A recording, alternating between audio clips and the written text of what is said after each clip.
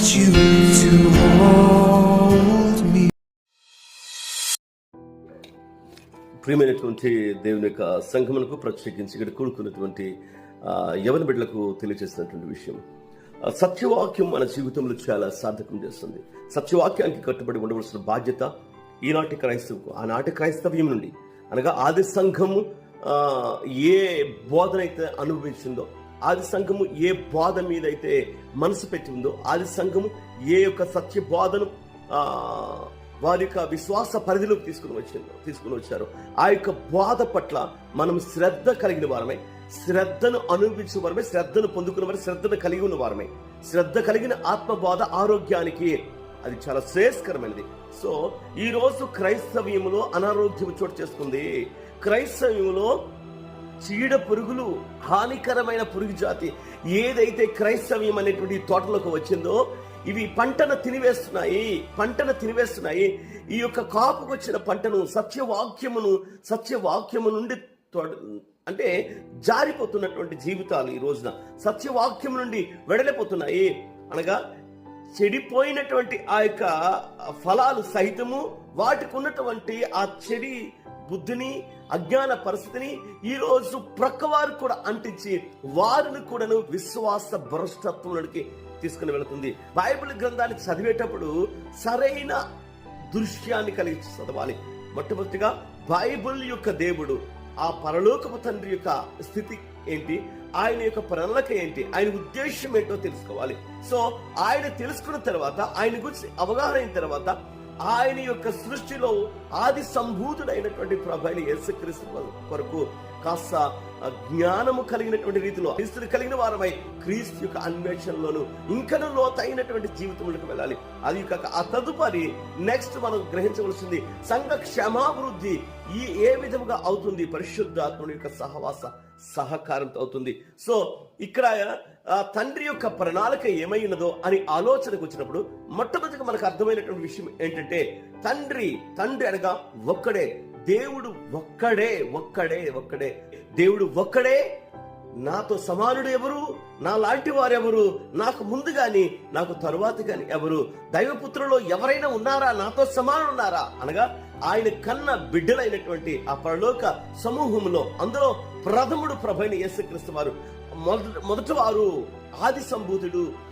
ఆయనతో సహితం ఎవరైనా, నాతో సమానులు ఎవరైనా ఉన్నారా, ఒక్కరైనా ఉన్నారా అని బైబుల్ ఛాలెంజ్గా దేవుడు మాట్లాడుతున్నాడు. దేవుడిని సాటైన వారు, సరైన వారు ఒక్కరు లేరు, ఎవరు ఉండబోరు. ఎందుకంటే ఆయనకి బిగినింగ్ లేదు.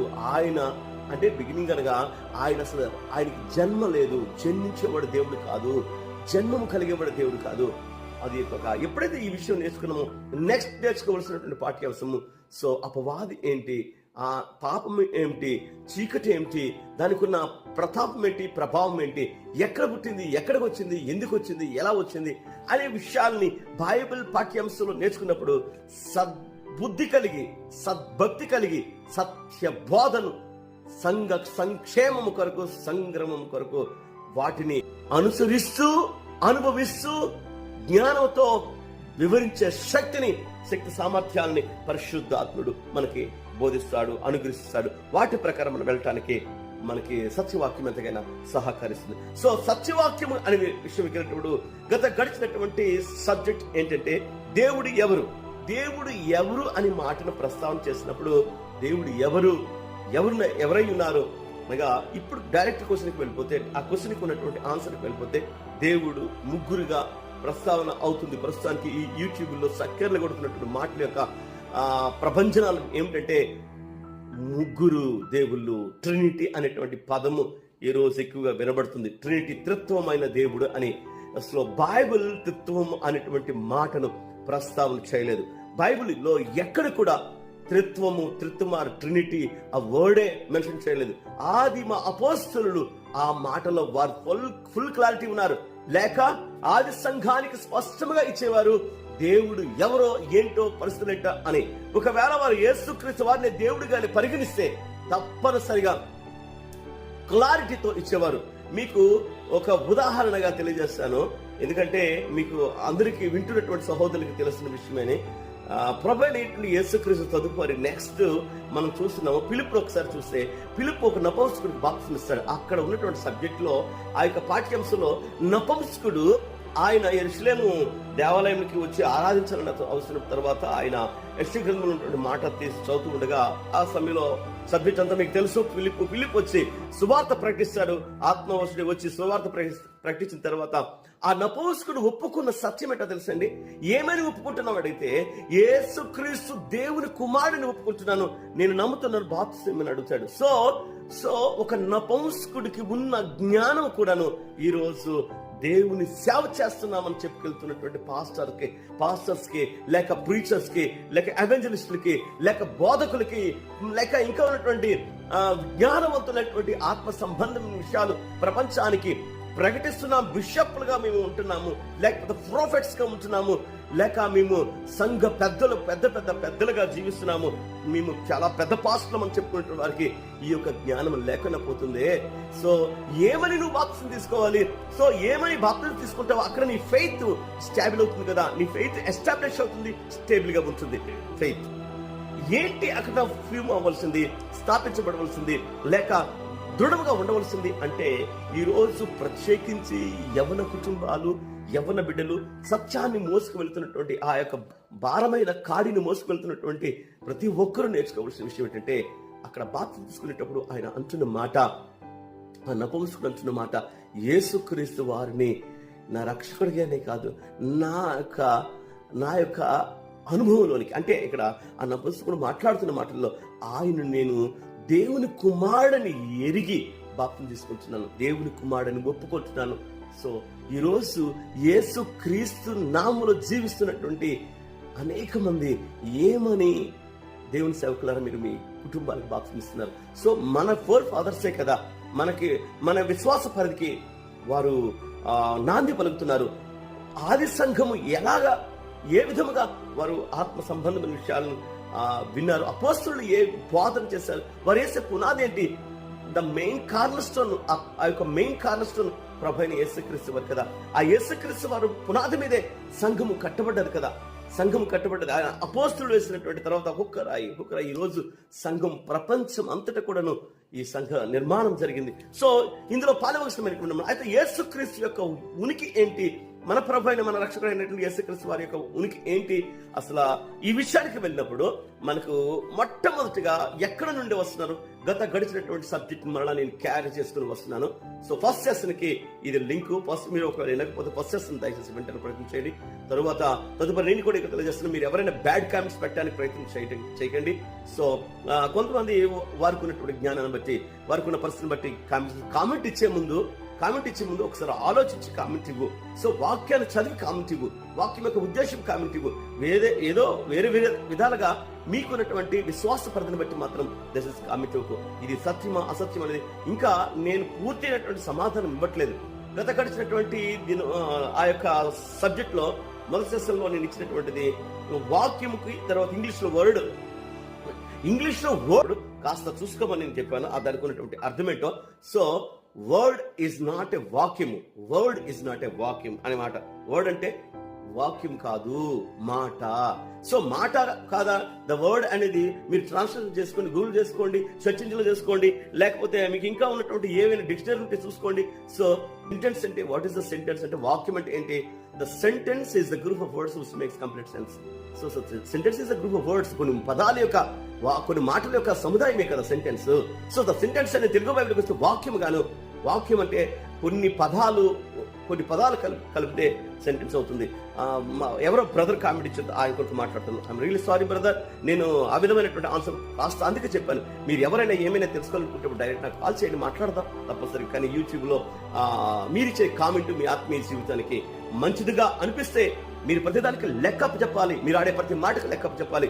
నేను ఆడే ప్రతి మాటకు లెక్కప్ చెప్పాలని ఆలోచించేతనే ఆ ఆత్మ సంబంధమైన భయము, భక్తినే దేవుని యొక్క సన్నిధిలో ఈ యొక్క ప్రత్యేకించి ఈ మాటలు మీతో పంచుకోవడం జరుగుతుంది. అయితే ఇక్కడ వాక్యము దేవుడా, దేవుడు వాక్యమా? సో నా ఆలోచన వాక్యము దేవుడా లేక దేవుడే వాక్యమా? ఈ విషయానికి మనం గడిచినటువంటి సెషన్లో చదువుకున్నాం. ఆదియందు వాక్యముండెను, వాక్యము దేవుని యొద్ద ఉండెను, వాక్యము దేవుడై ఉండెను. సో నేను విక్లిఫ్ బైబిల్ యొక్క ట్రాన్స్లేషన్ తీసుకున్నాను. విక్లిఫ్ బైబిల్ న్యూ టెస్టమెంట్ అది 1395 సంవత్సరంలో అది ఇంగ్లీష్ లో ట్రాన్స్లేషన్ ఆనాడు ట్రాన్స్లేషన్ జరిగింది. 13వ శతాబ్దం, ఇంచుమించుగా 13 and beginning of 14th century.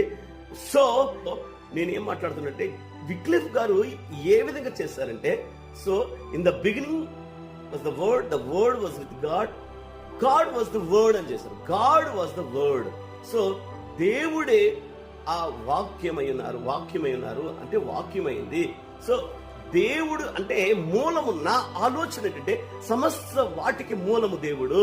So వాక్యానికి మూలము దేవుడు, తర్వాత జ్ఞానానికి మూలము దేవుడు, శక్తికి మూలము దేవుడు, సమస్తమైనటువంటి మానవ జాతికి మూలము దేవుడు, సకల సృష్టికి మూలము దేవుడు. అన్నింటినీ కూడాను సృజించినటువంటి సృష్టికర్త అయినటువంటి దేవాతి దేవుడు. ఐఎమ్ రియల్లీ సారీ, దేవాతి దేవుడు అనే మాట వస్తుంది. దేవ అనే పదము it is not a right at all to use in Christian terminology. క్రైస్తవ టెర్మినాలజీలో దేవ, ఎందుకంటే ఈ పదానికి ఒక మతం ఉంది, ఈ పదానికి ఒక భాష్యం ఉంది, ఈ పదానికి ఒక సిద్ధాంతం ఉంది. ఒక సిద్ధాంతానికి ప్రతిపాదన చేసిన మన హిందూ సహోదరుల కొరకు ఏం మాట్లాడదలుచుకోలేదు. సో వారి దేవతల మీద, వారి దేవుడి మీద వారికి ఉన్నటువంటి మత సిద్ధాంతమైన పరిస్థితి. కానీ ఈ ప్రపంచానికి ఒక్కడే దేవుడు. ఇది మాత్రం 100% కాదు, 1000% నేను గట్టిగా చెప్పుకొని చూస్తే కంపల్సరీగా చెప్తాను నా యొక్క ప్రతిపాదనలో. So god is one. అటు హిందూ కావచ్చు, లేకపోతే ముస్లిం సహోదరులు కావచ్చు, లేకపోతే ఇటు క్రైస్తవులు, లేకపోతే యూదులకు కావచ్చు, లేకపోతే ఇంకా జైనులు కావచ్చు, ఎవరికైనా సరే దేవుడు ఒక్కడే. దేవుడు అని పదానికి వెళ్ళినప్పుడు it is beyond the human knowledge. మానవ జ్ఞానానికి అతీతమైన పదం దేవుడు. సో ఆ మాటను మనం ఎలాగా అర్థం చేసుకోవాలంటే, దేవుడు అంటే ఫాదర్, గాడ్ అని అర్థం, ఫాదర్. సో తండ్రి యొక్క క్యారెక్టర్ ని ఈరోజు శరీరకంగా ఉన్నటువంటి మనకు తండ్రిగా, అంటే సృష్టించిన వాడు అని అర్థం. తండ్రి అంటే సృష్టికి కారకుడు అని అర్థం. సో ఆదామును తయారు చేసిన తర్వాత దేవుడు ఆయనలో నుండి స్త్రీని తీసుకొచ్చి ఆ స్త్రీ యొక్క జీవిత విధానమును మనము చదివినప్పుడు చాలా విషయాలు బైబిల్ స్పష్టీకరణ చేసింది. సో పాపం ఎలా వచ్చిందో నేను చెప్పదలుచుకోలేదు. సో ఆ యొక్క స్త్రీ, ఆదామైన పురుషుడు వీరు కలిసినప్పుడు అక్కడ పురుషుడు తండ్రి పాత్రను పోషించారు. అంటే క్రియేటర్ గా ఆదాము ఆయన యొక్క శరీరంలో ఒక నూతనమైనటువంటి క్రియేషన్ తీసుకొచ్చారు. సో గడిచినటువంటి వారంలో నేను మీకు ఇచ్చినటువంటి అంటే సబ్జెక్ట్ లో ఇదే సబ్జెక్ట్ లో వెళ్ళింది రిఫరెన్స్ తో నేను వెళ్తాను. అయితే ఇక్కడ దేవుడు ఆదామును చేసిన తర్వాత, ఆదాము అవ్వలు కలిసి మరొక సృష్టిని చేసిన తర్వాత, సో ఇదంతా కూడా by the reason and the cause of God. ఎంత ఆదాము తర్వాత పరలోకం నుండి ఈ మానవ జాతి కొరకు కన్యమయ్యి గర్భంలోకి ప్రవేశించింది. అదే కాకుండా తర్వాత మనం మారు మనసు పొంది మార్పు చెంది నూతన సృష్టిగా అవ్వాలని ఆలోచనతోనే మనము దేవుని చేరుకోవాలి. ఏ సహవాసం అయితే కోల్పోయామో ఆ యొక్క సహవాసాన్ని తిరిగి రీస్టోరేషన్ మన ప్రభువు, మన రక్షకుడైన యేసుక్రీస్తు ద్వారా తన చిందించిన పరిశుద్ధమైన రక్తము ద్వారా రీస్టోరేషన్ జరిగింది. సో ఈ యొక్క సందర్భంలో ఇక్కడ ఉన్నటువంటి కాన్సెప్ట్ ఏంటంటే, దేవుడు is a father, is creator of all the heaven and all the universe. సకలమును కూడా క్రియేట్ చేసింది మన పరలోకపు తండ్రి. సో ఆయన యొక్క కొనసాగలోనే జరిగింది. దాన్ని ఎవరు ద్వారా చేశారంటే ప్రభువైన యేసుక్రీస్తు ద్వారా సకల సృష్టిని కూడాను పరమ తండ్రి చేయించారు అనేటువంటి విషయం ఈరోజు గమనించాలి మనం. పరమ తండ్రి సమస్తమైనటువంటి ఆ సృష్టికి కారకుడు ఆయనే. సో సృష్టి చేయించింది ఆయనే. ఎవరి ద్వారా అంటే ప్రభువైన యేసుక్రీస్తు ద్వారా సృష్టి చేయించారు ఆయన మాత్రమే. సో దేవుని నుండి క్రీస్తు ద్వారా జరిగిన సృష్టి ఇదనే విషయం అపోస్తలుడైనటువంటి పౌలు కొరింథీయులకు రాసినటువంటి మొదటి కొరింథీయులకు రాసిన పత్రిక 8:6 నేను మీకు గతసారి కూడా ఆ విషయాన్ని తెలియజేస్తాను. సో ఇప్పుడు మన సబ్జెక్ట్ అంటే, ఆయన దేవుని యొక్క శక్తియు, దేవుని యొక్క మాటయు, దేవుని యొక్క జ్ఞానమయు, దేవుని నుంచి వచ్చిన జ్ఞానమయు, దేవుని యొక్క సమస్తమై ఉన్నారు ప్రభువైన యేసుక్రీస్తు వారు. సో ఎందుకు అలా ఉన్నారు అంటే, దేవుడు తప్పనిసరిగా తన యొక్క అనుకున్నటువంటి ఆ యొక్క మహా యజ్ఞంలో ప్రథమ పాత్రను పోషించవలసినటువంటి సూత్రధారి కావాలి. సో మనుష్యుడిని సృజించిన తరువాత దానికి ముందుగానే సకలమును కూడా దేవుడు సృజించి ఉన్నాడు. ఈ సృష్టించినటువంటి సిస్టమ్ పాపం చేస్తుంది ఆయనకు తెలుసు, పాపములకు రెమెడీ ఇవ్వాలనేది కూడా ఆయన తెలుసు.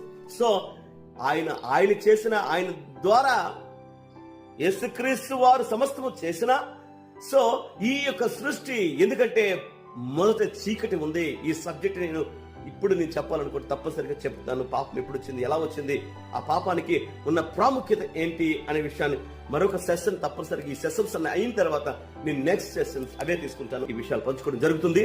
అయితే ప్రాముఖ్యంగా ఇందులో ఒక అద్భుతమైన ఆశ్చర్యాన్ని గొలిపించిన చాలా విషయాలు పరిశుద్ధ గ్రంథంలో ఉన్నాయి. ఇప్పటికే చాలా మంది వివరిస్తున్నారు, కానీ సో సత్యానికి నిజానికి ఇవ్వట్లేదు. అసత్యానికి ఇచ్చిన వ్యూవర్షిప్ నిజానికి సత్యానికి ఇవ్వటలేదు. ఎందుకంటే ఈ లోకము అసత్యంతో మిళితమైంది కాబట్టి, అసత్యం వైపు మక్కువ చూపిస్తుంది కాబట్టి, సో మనము మన ఆత్మీయ జీవితాల్లో సత్యాన్ని కట్టుకుంటాం. ఇక్కడ వాక్యం కొరకు మాట్లాడుకుందాం. సో ఆదియందు ఆ యొక్క వాక్యము దేవుడిలో నుంచి వచ్చినటువంటి వాక్యము, అనగా దేవుడిలో నుంచి వచ్చిన వాక్యము. సో వాక్యము దేవుడు. ఇప్పుడు నేను మన తండ్రి నుంచి వచ్చాను కాబట్టి, నా తండ్రి నా కొడుకు, నా కొడుకు, నా రక్తము అని చెప్పగలరు ఆయన. మా father can say, so he is my blood, he is mine అని చెప్పగలరు. సో యాజ్ ఇట్ ఈజ్ గా ప్రభువైనటువంటి యేసుక్రీస్తు వాక్యమైన ఆయన, మాట అయిన ఆయన దేవుడి నుండి వచ్చాడు కాబట్టి, సో దేవుడు వాక్యమయ్యాడు. సో ఈ రోజు వాక్యం ఎవరు మాట్లాడితే ఆ యొక్క దేవుడు అని చెప్పుకోవాల్సినటువంటి పరిస్థితి మానేసి యేసుక్రీస్తు దేవుడు అని చెప్పుకోవాల్సినటువంటి కాస్త అజ్ఞానమైన పరిస్థితి దోపరించింది కదా.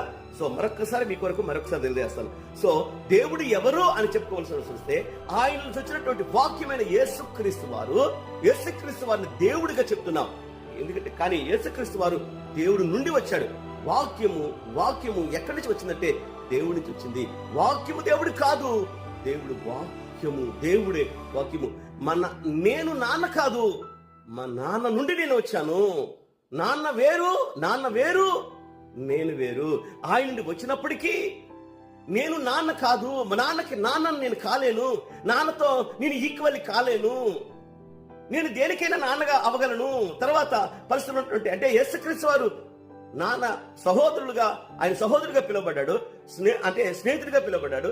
మనకి భూమి మీద స్నేహం బ్రదర్గా పిలువబడ్డాడు. ఎందుకంటే యేసుక్రీస్తు వారు చనిపోయి తిరిగి లేచిన తర్వాత మగ్ధలేనే వచ్చినప్పుడు వెళ్ళి చెప్పమని చెప్తాడు నా సహోదరులకి, నేను ఎక్కడికి వెళ్తున్నంటే నేను మన తండ్రి దగ్గరికి, మన దేవుని దగ్గరికి వెళ్తున్నాను అని ప్రస్తావన చేస్తారు.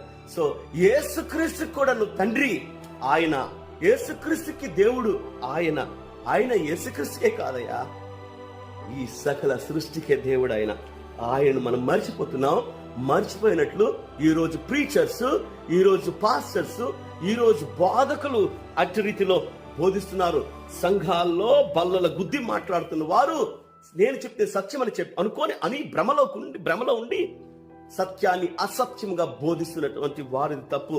ప్రతి ఒక్కరు. అందుకే ప్రభువైన యేసుక్రీస్తు అంటారు, ఈ భూమి మీద ఉండేటప్పుడు ప్రభు అన్న వాడు పరలోక రాజ్యం చేరుకోడయ్యా, నా తండ్రి చిత్తాన్ని నెరవేర్చబడు మాత్రమే ఆ నిత్య జీవం, ఆ పరలోక రాజ్యము, ఆ మోక్ష మార్గము వెళ్తాడు. ప్రభు ఆ తర్వాత కిందకి చదివితే ఉంటది, అయ్యా నీ నామంలో దెయ్యాన్ని వెలగొట్టలేదా, నీ నామంలో అద్భుతాలు చేయలేదా, నీ నామంలో ఆశ్చర్య కార్యాలు మేము చేయలేదా, నిన్ను ప్రకటించలేదా, నీవెవరో నాకు తెలీదు అంటాడట యేసుక్రీస్తు వారు. ఈ మాట డైరెక్టరీ ఎవరి కొరకు ఆలోచించండి. ఒకవేళ నీ కొరకేమో ఈ మాట కాస్త ఆలోచించమంటున్నాను. కాస్త చిన్న మనసు పెట్టి ఆలోచన చాలు. ప్రభువా అన్నవారు పరలోక రాజ్యానికి వారసులు కాదు కదా. కానీ తండ్రి చిత్తాన్ని, నా వరకు నేను తండ్రి చిత్తాన్ని, తండ్రి యొక్క ఆలోచన ప్రకటిస్తున్నాను కనుక ఈ రోజు ధైర్యంగా మీ ముందుకు వస్తున్నాను. నా వరకు ఈ మాట తీసుకొని వస్తే, yes, I'm proclaiming the father, I'm proclaiming father. I know what is in my life. నజరేయుడైన యేసుక్రీస్తు ద్వారా నేను తండ్రిని తెలుసుకున్నాను. అదే మాట కాదు, ఇంకో మాటకు ఆలోచిస్తే యోహాను సువార్త 14:6 అందరికీ తెలిసిన సండే స్కూల్లో కూడా చెప్పిన మాట. ఎందుకంటే నేనే మార్గము, జీవము, సత్యమై ఉన్నాను, నా ద్వారా తప్ప తండ్రి యొద్దకు the final destination is God. యేసుక్రీస్తు వారి యొక్క ఆలోచన తండ్రి గూర్చి సాక్ష్యం ఇవ్వటానికే ఈ భూలోకంలోకి వచ్చాడు. తండ్రి గూర్చి మాట్లాడడానికి ఈ లోకంలోకి వచ్చాడు. సో నేను దీన్ని ప్రొలాంగ్ చేయాలనుకోవట్లేదు. సో జ్ఞానము ఇక్కడ నేను మీకు చెప్పాలనుకునే ముఖ్యమైన విషయము, దేవుని యొక్క మహాజ్ఞానము, మహాశక్తి వాక్యమైనటువంటి యేసుక్రీస్తు వారి వరకు నేను ఇక్కడ మీకు ప్రస్తావన చేయాలని ఆశపడుతున్నాను. సో యోహాను సువార్తలో చెప్పబడిన మాట, ఆ వాక్యము యేసుక్రీస్తు కదా శరీరధారిగా వచ్చింది. సో దేవుడి నుండి వచ్చినటువంటి ఆ వాక్యము, దేవుడికి వచ్చిన కుమారుడు అనుకోవచ్చు. చాలా మంది నాతో ప్రస్తావన చేశారు.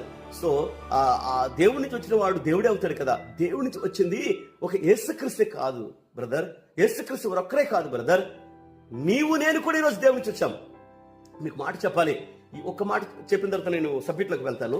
ఏంటంటే ఆ మాట ప్రత్యేకించి ఆదామును తయారు చేసిన తర్వాత, ఆదాము పాపం చేసి, అంటే అవ్వ చేసిన పాపాన్ని బట్టి ఆదాము కూడాను అందులో పాల్గొస్తుంది కాబట్టి, భార్య భర్తలు ఇద్దరు కాబట్టి, కనుక ఆదాముల జీవితంలో అవ్వ ఆదాములకు పాపం ప్రవేశించిన తర్వాత అక్కడ దేవుడు అంటున్న మాట ఏంటో తెలుసా, ఆదాము మనలో ఒకడి వంటి వాడు ఆయన అంటాడు. ఆయన ఆదాము మనలో ఒకడు వంటి వాడు ఆయన. సో ఒకడు వంటి వాడు అంటే is equal to god. Is Adam is equal to god. Adam equal to గాడా? మనలో ఒకడు వంటి వాడు. మంచి చెడు తెలిసిపోయాయా ఆదంకి? మనలో ఒకడు వంటి వాడు ఆయను. అలా ఎవరు? దేవుడు. అంటే దేవుడు అంటున్న మాట అక్కడ యేసుక్రీస్తుకి వర్తిస్తుంది, పరిశుద్ధాత్మకు వర్తిస్తుంది, లేకపోతే మనం అనుకుంటున్న వీళ్ళిద్దరికి మెయిన్ కారకుడైనటువంటి పరలోకపు తండ్రి ఆయనకి వర్తిస్తుంది. సో ఆడమ్, మనం అంటాం ఈ సమయంలో ఆడమ్ దేవుడిని అంటామా? ఆడమ్ దేవుడు అంటామా? ఫరో మోషే విషయానికి వచ్చినప్పుడు మోషేని ఫరోకి ఇదిగో నేను దేవుడిగా చేస్తున్నంటే, ఈజ్ ఇట్ రియల్? ఏంటి ఆ మాట యొక్క భావన ఏంటి? ఆ మాట యొక్క ఆలోచన ఏంటి? ఇది మీ వినికిడికి, మీ విజ్ఞతకి విడిచిపెడుతున్నాను, ఆలోచించండి. సో దేవుడు వేరా, దేవుని కుమారుడు దేవుని ద్వారా వచ్చినది వేరా, దేవుని ద్వారా కలిగినది వేరా. ఈ విషయాన్ని యేసుక్రీస్తు వారు కలిగారు, యేసుక్రీస్తు వారు ఈ లోకంలో కలిగారు అని చెప్పడానికి కొన్ని మీకు ప్రాముఖ్యమైనటువంటి అంశాలు మీకు తెలియచేయాలని ఆశపడుతున్నాను. ఈ యొక్క సబ్జెక్ట్స్ని నేను యూట్యూబ్లో అంటే ఇంచుమించుగా 5-6 సెషన్స్గా నేను అప్లోడ్ చేయడం జరుగుతుంది. ఈ విషయాలు మీరు గైకొంటారని కూడా నేను మనవి చేస్తున్నాను. సో యేసుక్రీస్తు వారు ఈ ప్రపంచానికి జ్ఞానమై ఉన్నారనే విషయము నేను ప్రస్తావన చేస్తున్నాను. ఈ అపోస్తలుడైన పౌలు కొరింథీ సంఘానికి మాట్లాడుతున్నటువంటి మాటల్లో ఈ యొక్క విషయాన్ని మనం గమనించవచ్చు. కొరింథీ సంఘంతో అపోస్తలుడైన పౌలు చాలా స్పష్టంగా మాట్లాడుతున్నారు. 1 కొరింథీయులకు రాసిన పత్రిక 1వ అధ్యాయము 24వ వచనంలో మనం బి పార్ట్ చదువుదాం, ఎందుకంటే సబ్జెక్ట్ వింటున్న వారు చదువుతారు. తర్వాత అందులో 24వ వచనంలో బి పార్ట్ అంటే 2వ భాగం చదువుదాం. ఏంటి అక్కడ?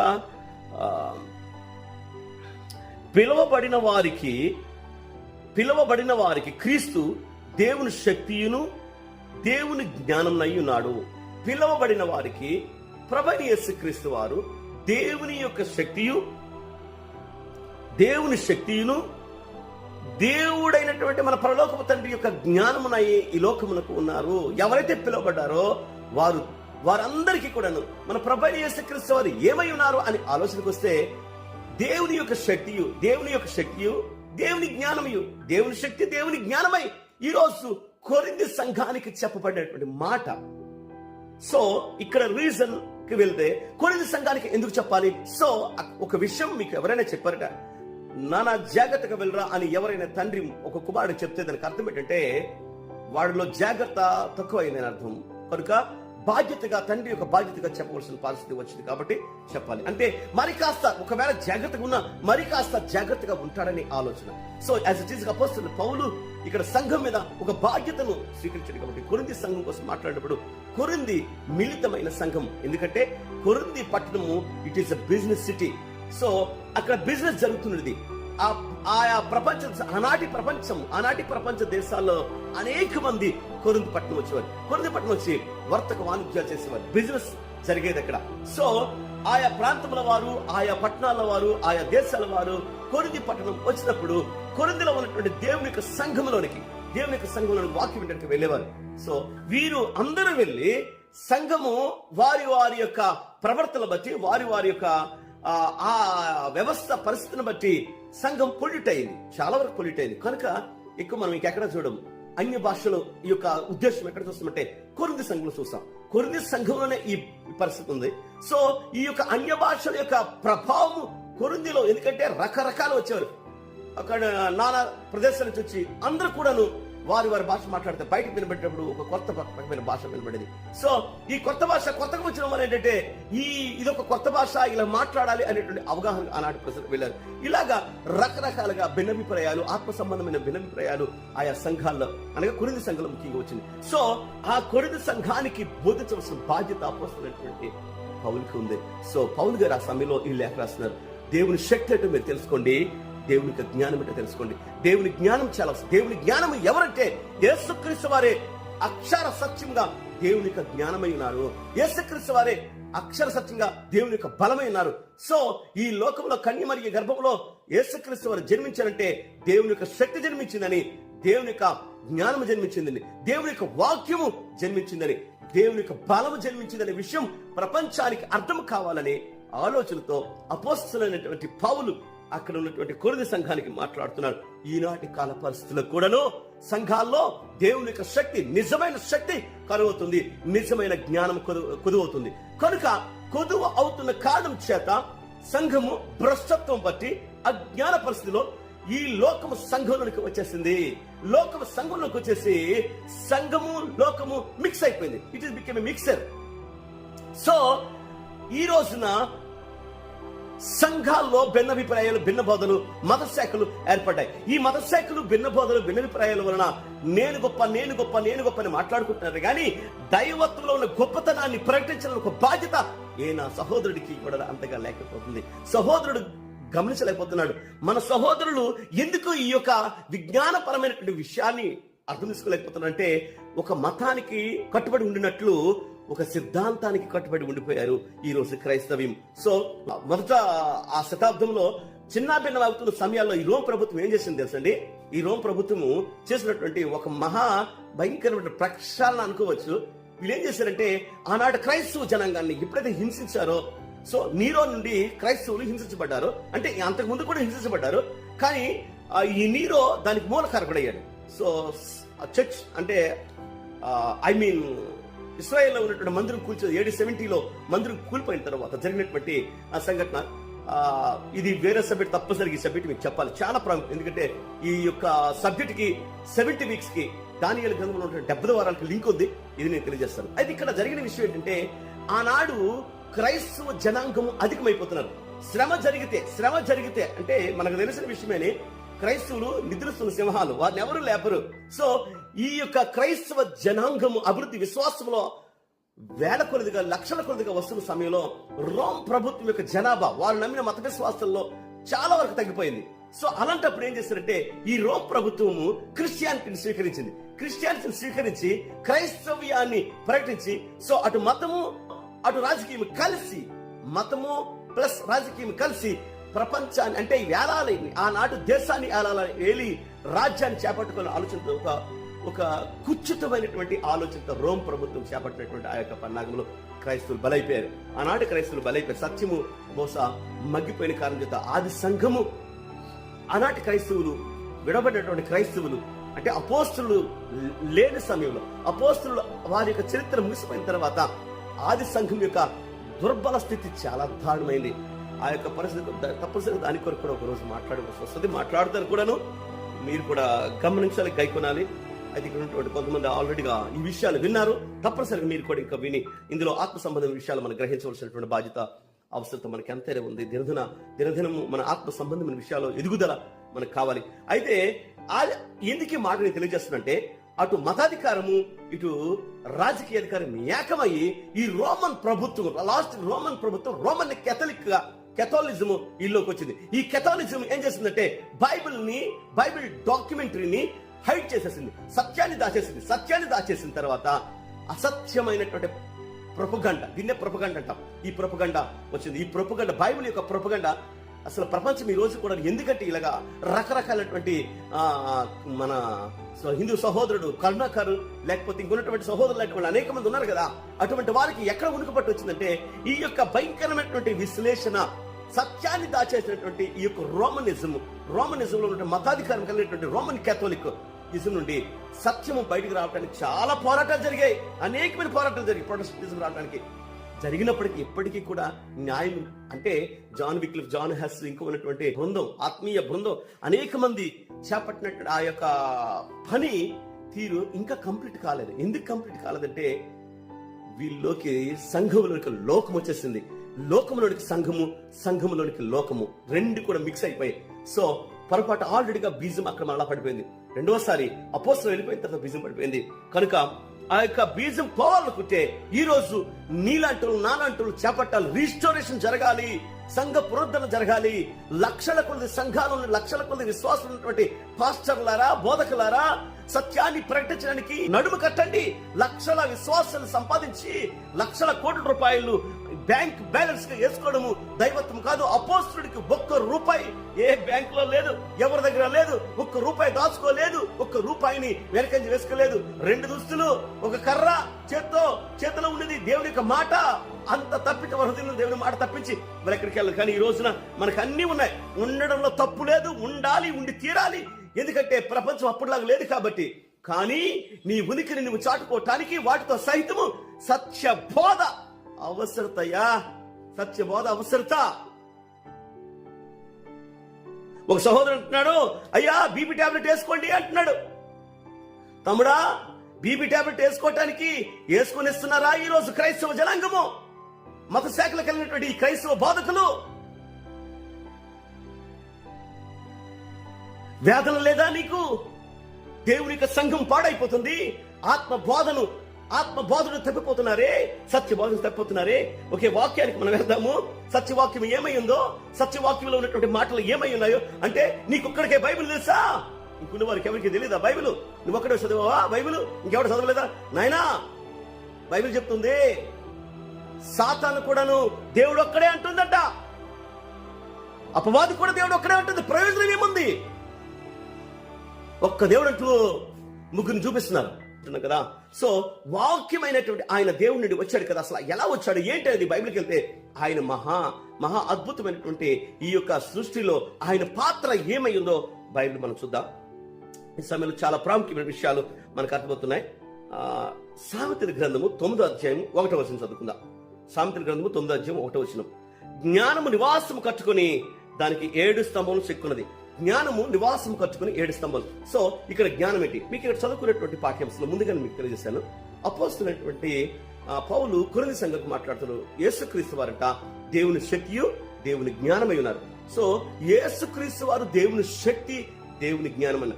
ఇక్కడ జ్ఞానము చాలా మంది మాట్లాడతారు. ఆ జ్ఞానం వేరు, ఈ జ్ఞానం వేరు, లా జ్ఞానం వేరు, ఈ జ్ఞానం వేరు. ఏ జ్ఞానమైనా నీకు ఒకవేళ తప్పుడా అర్థం కాకపోతే, అన్నయ్య అర్థం కాకపోతే, సహోదరుడు అర్థం కాకపోతే ఒక్కసారి మీకు నో ప్రాబ్లం, మీకు ఎవరికైనా అర్థం కాకపోతే నా నెంబర్ కూడా ఇచ్చాను, ఒకసారి కాల్ చేయండి, మాట్లాడదాం. చదువు కాస్త సత్యాన్ని డిస్కషన్ చేసుకున్న సత్యాన్ని. ఓ మాకు అర్థం కాని సత్యం నీకేంటయ్యా అర్థమైపోయింది అని బహుశా అనుకోవద్దు. అన్ని నేనే చెప్తున్నా అంటే దాని భావన ప్రస్తుతానికి ఆల్రెడీ అందరూ కూడా అదే విధంగా ఉన్నారు కదా, అందరినీ చదువుతున్నాం కదా, కాబట్టే కదా ఈ విషయంలో. సో జ్ఞానము నివాసము కట్టుకుని దానికి 7 స్తంభాలు చెక్కుంది. అయితే ఇక్కడ సామెతలు రాసినటువంటి అంటే Bible all scriptures is given by inspiration of God. Bible అంతా కూడాను దైవావేశం వల్ల కలిగింది. సో రాసినటువంటి వ్యక్తులు వేరు వేరు కావచ్చు, కానీ రాసిన వాడు మాత్రము పరలోకపు తండ్రి, పరమ తండ్రి, పరిశుద్ధాత్మ సహాయంతోనే కదా బైబిల్ గ్రంథం ఈ రోజు మన చేతిలో ఉంది. అయితే ఇక్కడ ఈ యొక్క సామెతలు రచించినటువంటి ఆ యొక్క రచయిత కొరకు మాట్లాడుకుంటే, సొలొమోను కొరకు మాట్లాడుకుంటే పరమ తండ్రి రచయిత ఆయన, అసలు రచయిత ఆయనే. ఆ యొక్క రచయిత ఏమంటున్నారంటే జ్ఞానము నివాసము కట్టుకుని దానికి 7 స్తంభాలు చిక్కున్నది. సో